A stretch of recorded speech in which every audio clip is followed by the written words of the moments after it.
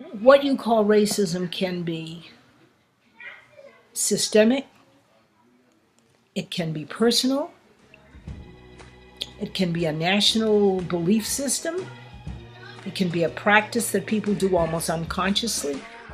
Nobody turn me around, turn me around, turn me around. They gonna let During the 1960s and 70s, many Northerners lived under the false assumption that their region of the country was more enlightened and racially tolerant than their southern neighbors.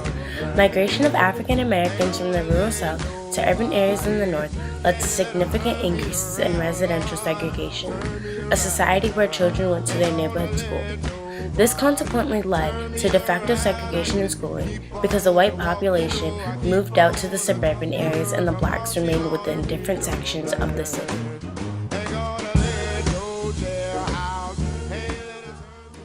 Even after the 1954 Supreme Court case, Brown v. Board of Education, where the verdict ruled in favor that separate but equal was not constitutional, school segregation in Boston remained a natural byproduct of segregated neighborhoods.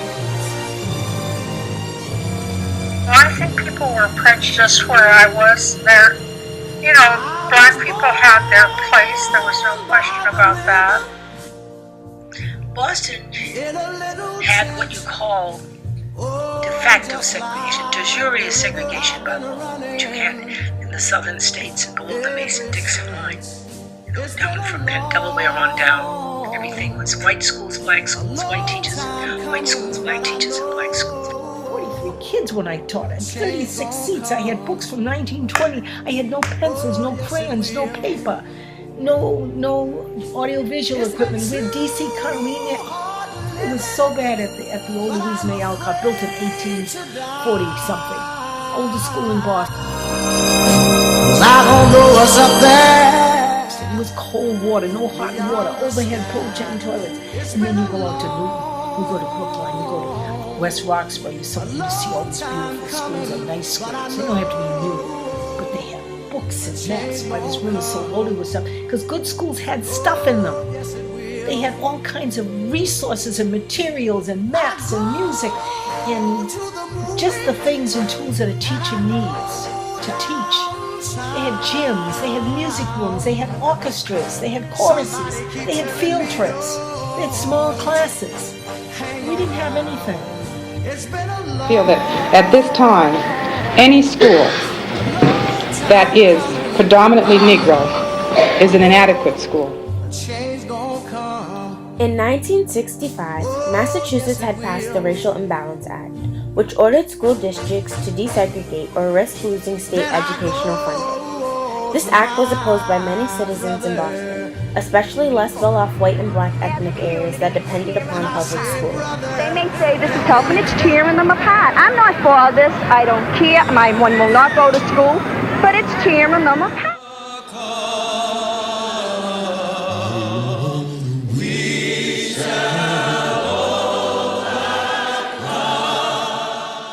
In 1974, Judge Garrity's ruling found that the schools in Boston were unconstitutionally segregated and convicted the Boston School Committee guilty of segregative intent by establishing a dual school system that deliberately separated black and white students as well as underfunding black schools. As a solution, Garrity used a busing plan developed by the Massachusetts State Board of Education to implement the state's racial imbalance law that had been passed a few years earlier. As a solution, Garrity used a busing plan developed by the Massachusetts State Board of Education to implement the state's racial imbalance law that had been passed a few years earlier. The master plan sought to achieve racial balance in public schools and generally required students from designated white neighborhoods to be bused to schools in designated black neighborhoods, and vice versa. But the plan's ugliest element was exchanging students from Boston's most isolated Irish Catholic neighborhood with students from the heart of the black ghetto. This consisted of the crosstown busing of children attending South Boston and Roxbury high schools.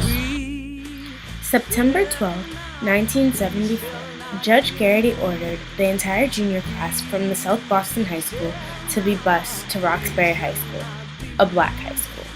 Half the sophomores from each school would attend the other, and the seniors could decide what school to attend.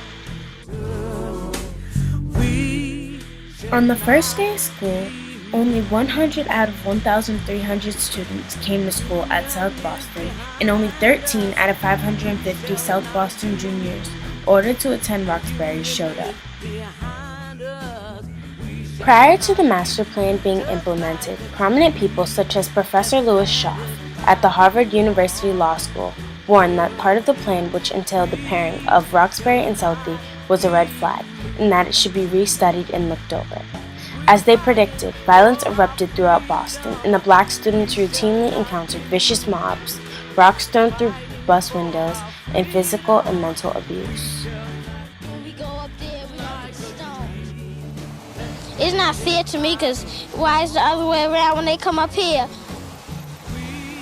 When they come up here, we won't mess with them, so why when we come up there, they mess with us? And I don't think it's fair. It's not fair to me. In the second year of the busing policy, the amount of police guards were quadrupled around critical schools and bus routes. Federal marshals and National Guardsmen were brought to Boston, and a U.S. Army paratroop division was made available.